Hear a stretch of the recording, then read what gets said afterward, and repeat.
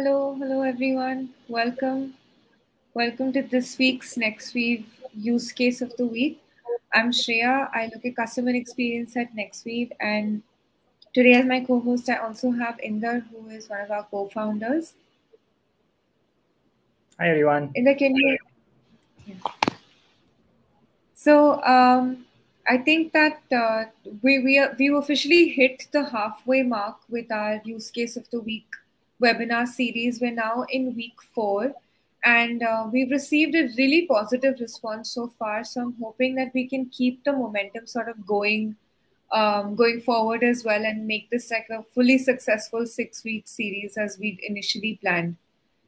So, for those of you who are with us for the first time, who've not attended this sort of session before, we, on a weekly basis, are covering one use case that has been one of the top voted use cases on NextWeek. So, we're conducting a demonstration. And our hope is that you can go back, replicate these use cases at your end with your applications, your templates, and then we can be a part of some great customer success stories. We can hear about your experience with NextWeave and make this a regular thing going forward. So I'm ready to get started. And there is anything you'd like to add before we get started today? No, I think the series is going great. The first 3 sessions has gotten a lot of participation. We hope to have the same kind of participation going forward so that we can extend it beyond the 6-session series. So yeah, if there's any feedback, keep sharing that with us. We've also got a community on Facebook. So those of you who are checking out these sessions, go ahead and join the community as well. We'll share the links to the community as well during the session. And yeah, thank you for showing us all the love. Keep joining these sessions, and you'll get more value from us. Amazing. Okay. So I'm just going to jump right in and get started so as to not waste any more time. So this week's use case of the week 4, is a slightly more advanced session. And unlike the previous weeks, this is actually an extension of what we did last week. So you can consider it to be a sort of part 2 of the website personalization session that we did. So for those of you who are watching, who have directly sort of tuned into this session live or are watching the replay for the first time, I would recommend that you go back and take a look at the week 3 replay as well, which is already live on our YouTube channel. I'm going to try and cover as many gaps as I can from last week's session. But given the time constraint, I'm not going to be able to go into too much detail about the website personalization piece. But don't worry, the session replay is live, and I'm going to be sending across resources from today's session as well that will let you plug in any gaps in case you have questions remaining at the end of the session. So let's dive right in. Now, today's session, we're going to talk about, so last week it was all about creating that personalized landing page using the NextWeave website personalization Chrome extension. Now I'm going to take that landing page, and today I'm going to show you how you can connect it to a form on your website. So it actually becomes like a dynamic funnel where your visitor comes in, enters their information in that form, and then that same information is used to personalize a landing page and is presented to them.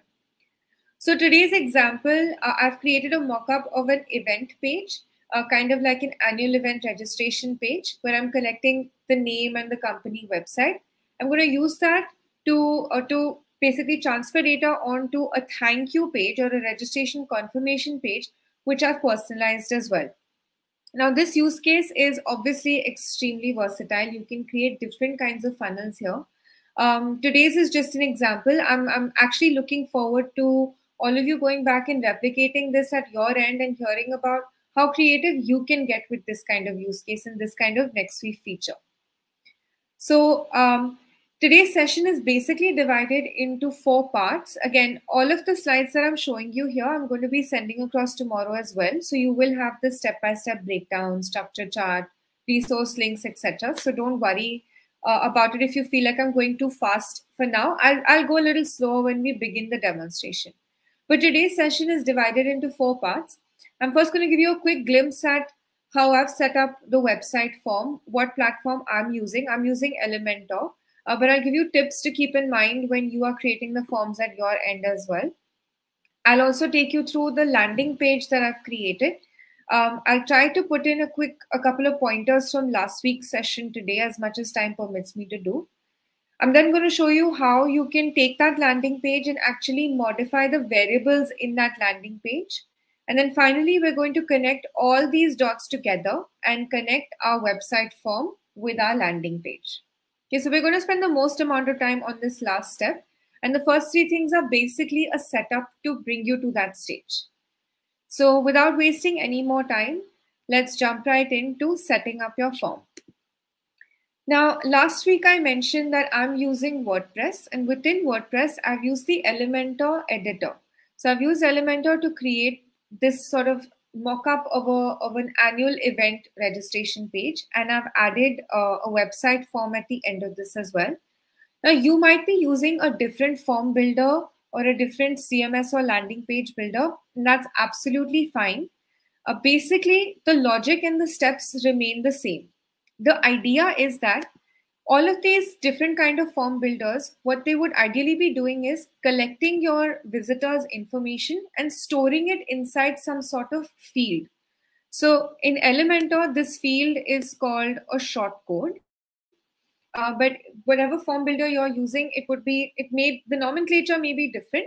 But basically, they would collect your visitors' information and store them in some sort of field. And then this field can be passed through either to an email or a different landing page. And that's what we're going to do today. We're going to connect this field to next field. Now, right now, whatever I'm saying may seem a little bit complicated, but as we progress through the demonstration, it will become a little clearer. So just bear with me and don't worry. So I've created this sample landing page and I've added this form. Now my form contains 3 fields: name, email, and company website. I'm going to use these 3 fields, actually two out of these 3 fields, which is the name and the company website, to personalize the data on the second step of this, which is the thank you page. So my visitor comes to this page, they fill in their information here, and then whatever name and company website they input, I'm going to use that to personalize the registration confirmation page for them. Okay, so that's the first leg of our 4 steps today, which is how we create the form.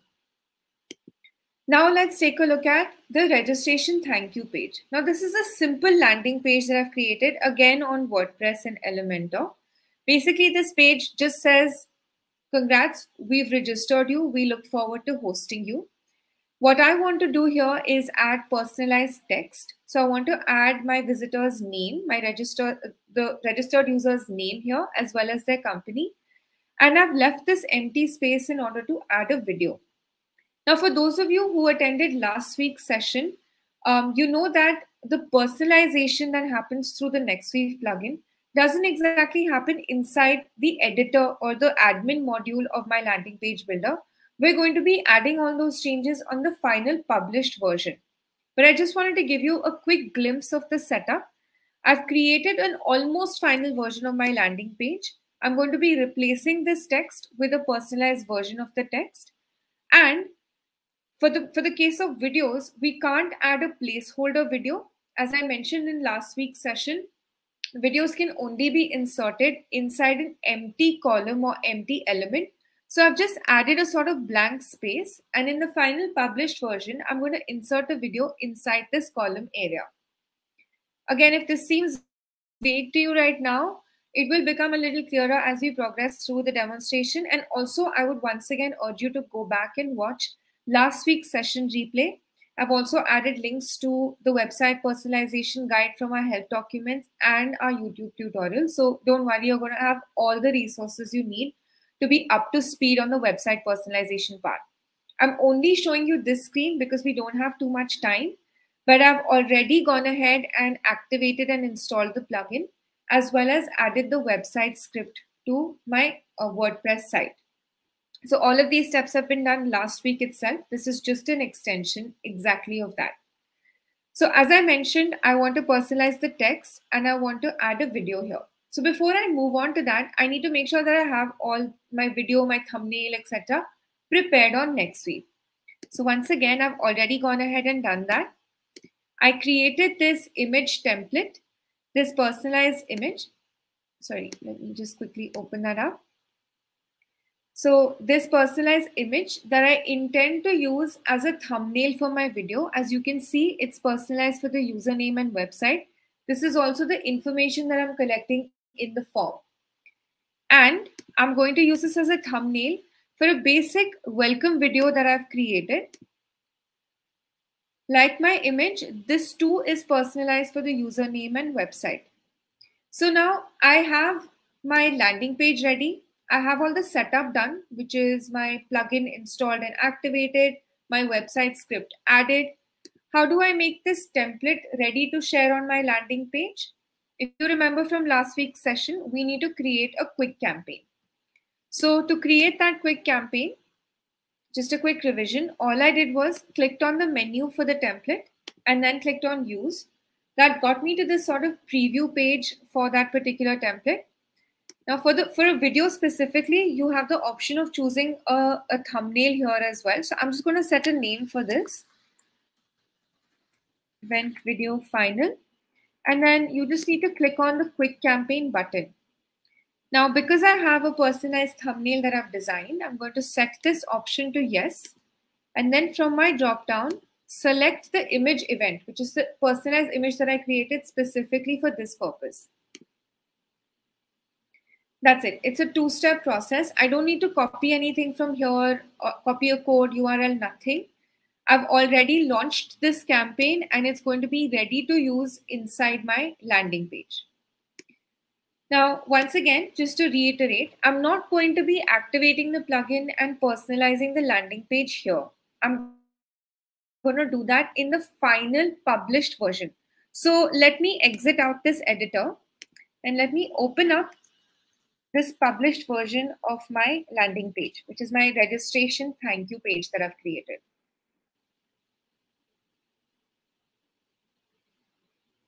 So you can see here, there's just a little bit of gap where I intend to add my video. It's going to automatically adjust for the size you'll see. And I have my basic layout, kind of like the final version if it wasn't personalized, created over here. Now to launch the plugin, I'm just going to click on the Chrome bar and start editor.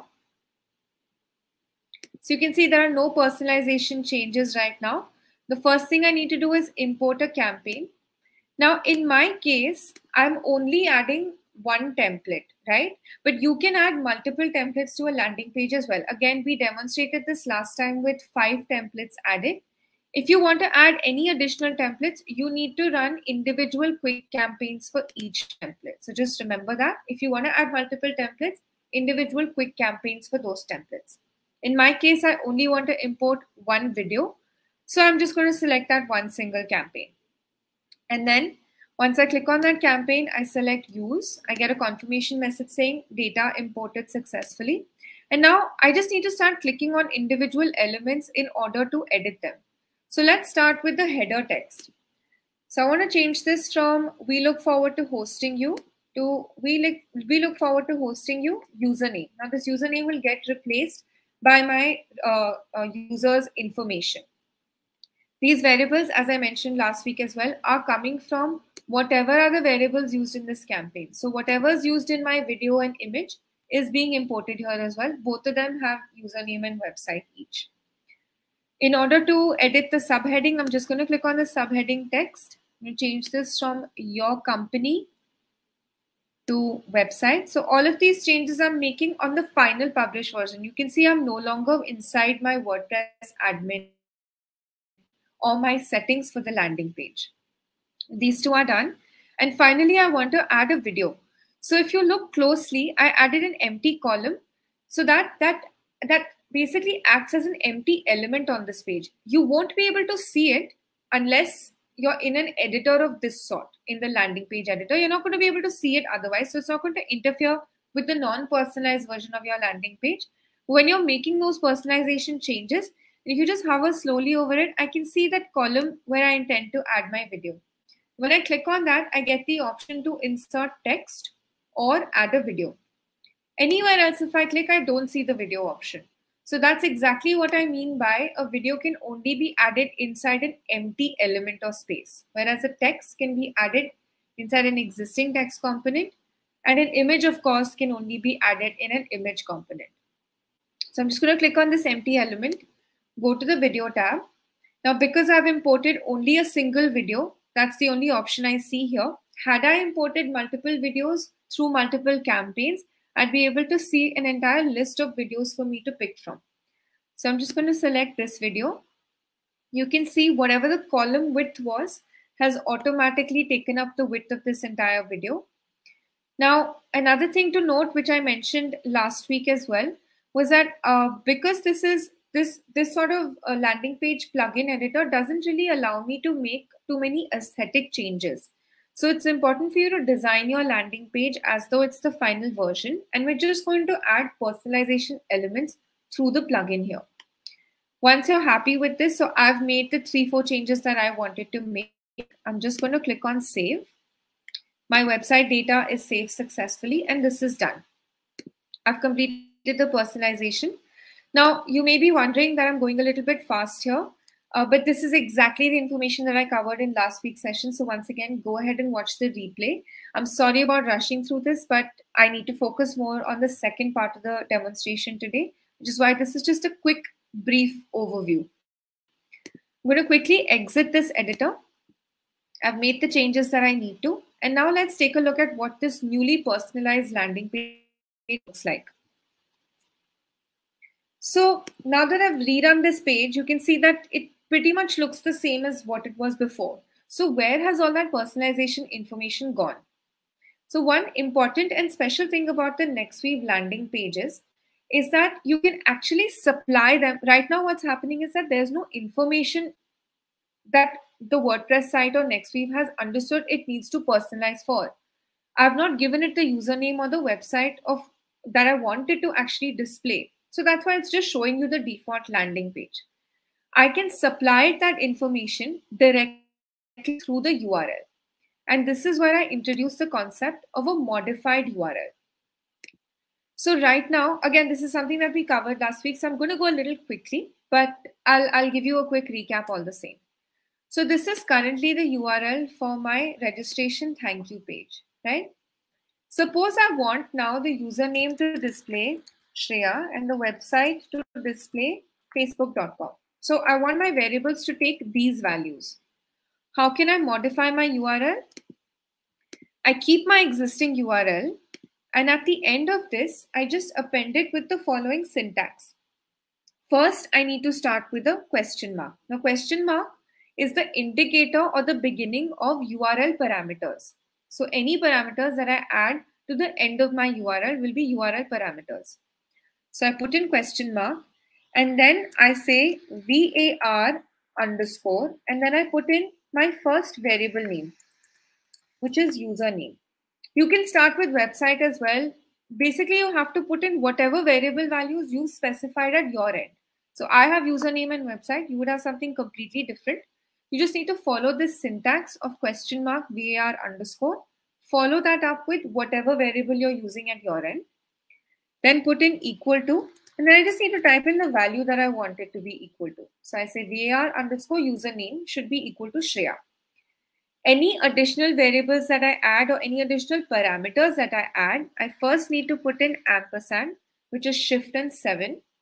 And then once again, var underscore website is equal to facebook.com. Now, if you have additional variables at your end, you can continue to add them just by typing ampersand var underscore variable name equal to variable value. And this can go on. This is my modified URL. So let's copy this and take a look at what this looks like.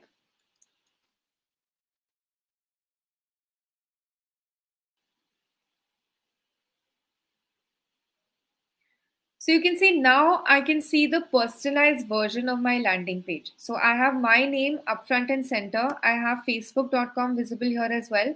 And then inside my thumbnail, I have the Facebook logo, my name, and when I hit play, I can see again the Facebook logo and my name here as well.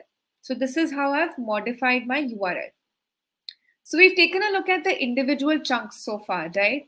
We've created our form, we've created the personalized version of our landing page, and we've understood how overall we can supply data to this landing page. But how do I connect these form fields to this registration thank you page? Let's come back to our form and take a closer look at it.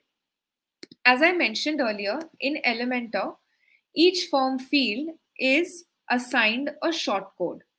Now, once again, for whatever form builder you are using at your end, it may not be called shortcode, but there will be some variable or code or parameter or merge tag or some value assigned to it. This shortcode, what it's basically doing is it's collecting the name information that my visitor or user is entering inside this form, and then it's saving it. It's saving it as field ID equals name.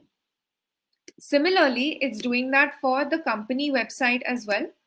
Field ID equals website, as well as for email. Field ID equals email. Basically, what I can do now is, instead of hard coding values here for Shreya, Facebook.com, etc., I can connect the variables from Elementor, from my form, to the variables from NextWeave by just saying that, okay, I want my username to be equal to the shortcode. So I want my username to equate to whatever value field ID equals name is. And similarly, I want my company website to equate to whatever value is captured by this field ID equals website.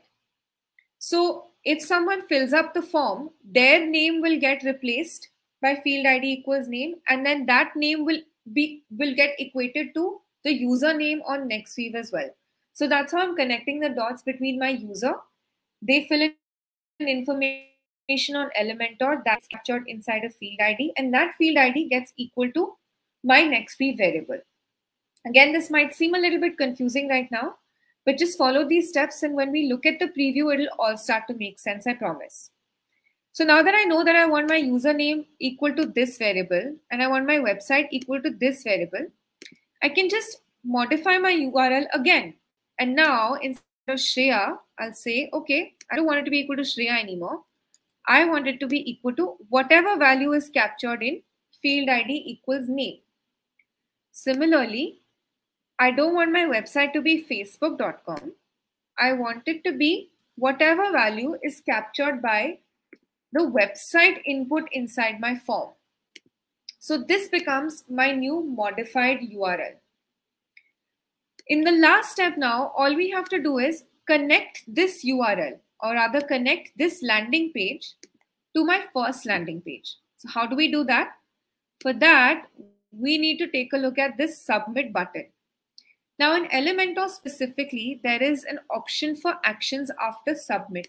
There will be a similar setting on the different form builders that you are using as well. Either you'll be able to configure that directly inside the button settings, or if you're using something like Elementor or Brizy, you will have to specify actions after submit. It's really simple. All we have to do is add an action here. So click on the plus sign and make sure that the action you select is redirect. Redirect, what it does is, as the name suggests, it redirects the user from one page to another. As soon as you select redirect, you see without redirect, we only have step settings and additional options. As soon as I add redirect as an action after submit, I get a specific setting for redirect. And here I need to enter the redirect link. So I need to specify what URL do I want my users to go to after they enter their information here. And this URL is going to be extracted from our newly modified URL, which contains the shortcode or fields that are capturing my user's data. So I'm just going to copy that, paste it here. Once that's done, click on update. And that's it. I've officially connected my event registration page with my personalized thank you page, and I've ensured that the data that is being captured here is flowing through this URL to my newly personalized thank you page. So that's enough for all the explaining I've done. Let's take a look at what this actually looks like. So let's take a look at the new preview of the page. Actually, instead of this, let me just open the page up. Registration form.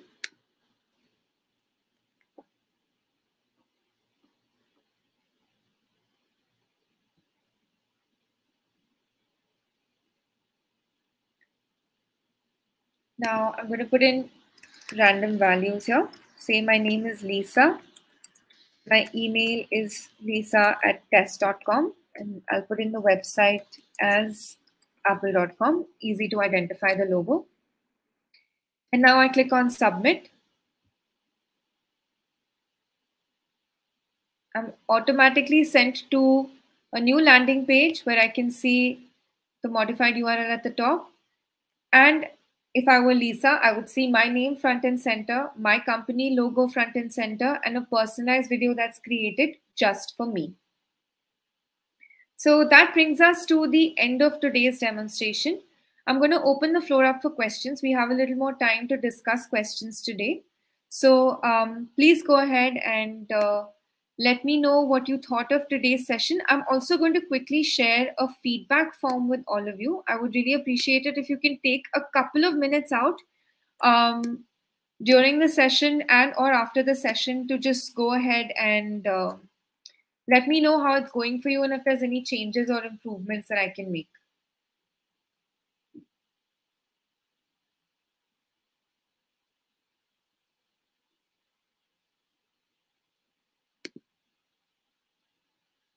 So, are there any questions that I missed out during the demonstration? No, I think no questions for today. Faz Musa is loving the seminars and webinars. So thank you, Faz. Keep attending them. There are, I think, 2 more sessions remaining, and then we'll have a new roster coming up. Thank you. Yeah.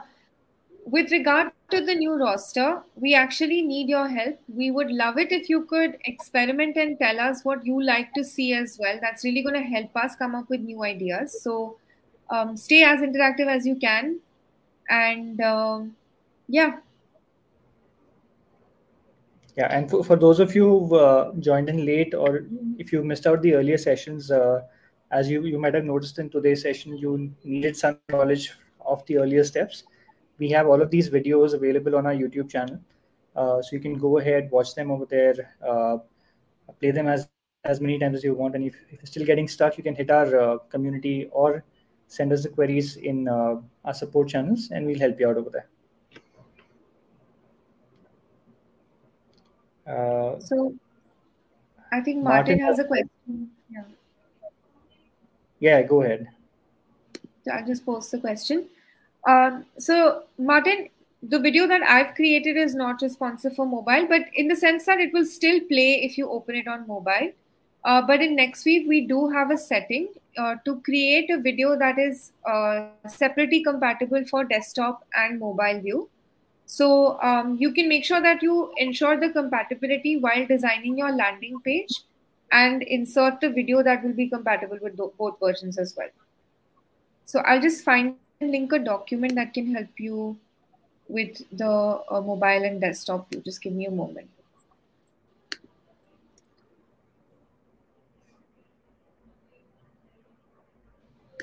So while Shreya finds that out, I'll just add another couple of points. So Martin, the videos are not responsive, but what you can do is that you can design 2 different videos, one for a desktop experience and one for a mobile experience.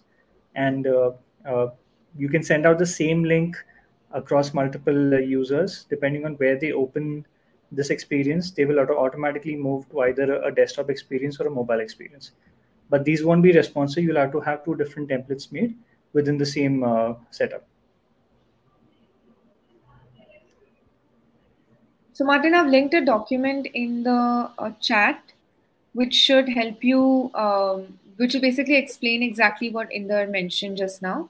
And we'll take you through the settings for designing a video like that as well. Faz Musa has another question. Do your apps that go along? Faz, if you could just articulate the question a little better, because I'm a little confused with what you intend to ask.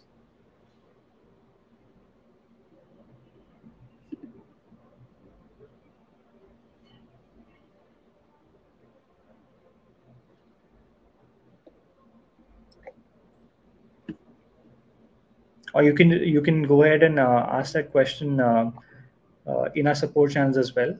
So maybe we can address your question on a one-on-one basis.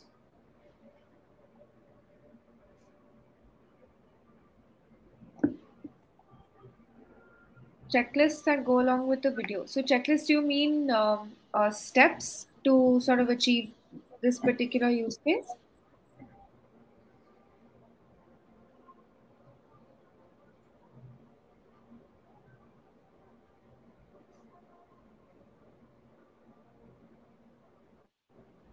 So I'm not sure if this answers your question. But tomorrow I'll be sending out a sort of step-by-step breakdown of today's demonstration.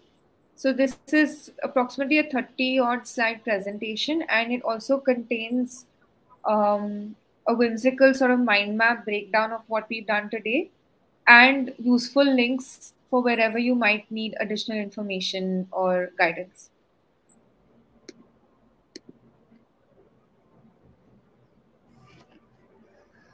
Great. I don't think there are any more questions.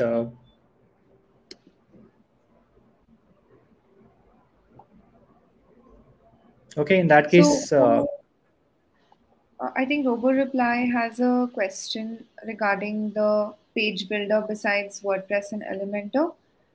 Yeah, so Elementor actually doesn't matter what kind of editor you're using when it comes to the web personalization, whether I'm using Elementor, Busy, or WordPress is just native editor. We have tried it with swipe pages, with ClickFunnels as well, and it works with that. If you come across a landing page builder or form builder that you experiment with and require assistance in order to join the gaps, reach out to us on support. We'll just make sure. So basically, these editors require certain prerequisites in the way that they are capturing form information, in whether they allow URL parameters as overrides, whether they accept the script. So as long as these 3-4 things are available, we should be able to run the website script and do this sort of use case with them. So if there is a particular builder you're using, I would urge you to experiment and then reach out to us and let us know in terms of what your success with that has been, if we need to uh, play around with it at our end and experiment as well. yeah, so there are certain builders which do not permit certain scripts. Uh, so you might face some problems over there. But if you're using it with WordPress, you won't have any issues over there. Or if you have your own custom deployment, uh, it won't be any problem over there. With, let's say, Wix, they require you to have a native plugin built so that you can go ahead and personalize those pages. So yes, you will come across certain page builders where you might run into some problems. But yeah, with WordPress, you won't have any issues.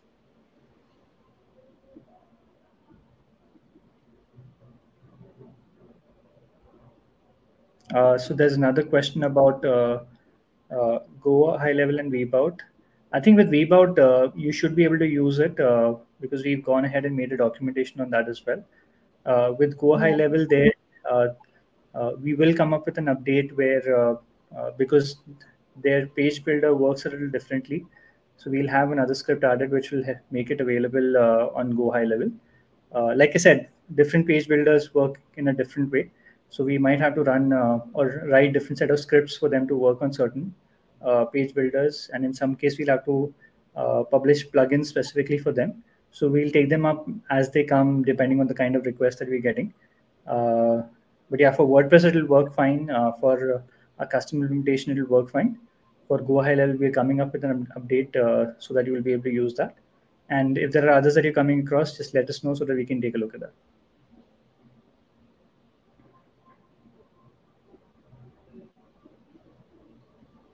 Yes, we do have an integration with Vbout.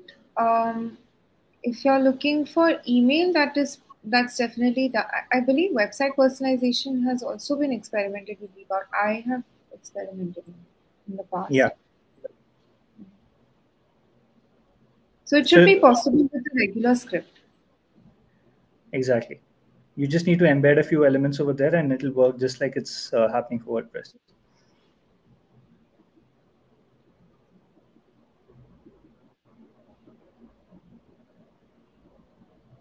Awesome. I guess no more questions for today's session, so we can then conclude this particular session. Shrey, anything else you want to add? Nothing. Just thank you so much for joining, and I hope we see all of you next week as well. Next week we're going to be taking a look at next week with automation platforms. So we're going to take a look at actually with Pabbly how you can use NextWeave to create personalized presentations on the go. So that's going to be an interesting session. I'm looking forward to that. So I hope I see you all next week as well. Awesome. Thank you so much, guys. Keep joining these sessions. Join our community as well. Follow our YouTube channel in case you've missed out any sessions. And we'll soon be sharing the next set of topics as well that we can cover in our community. So join the community, share your feedback so that we can plan the next set of sessions as well. Thank you so much. Good night. Good night.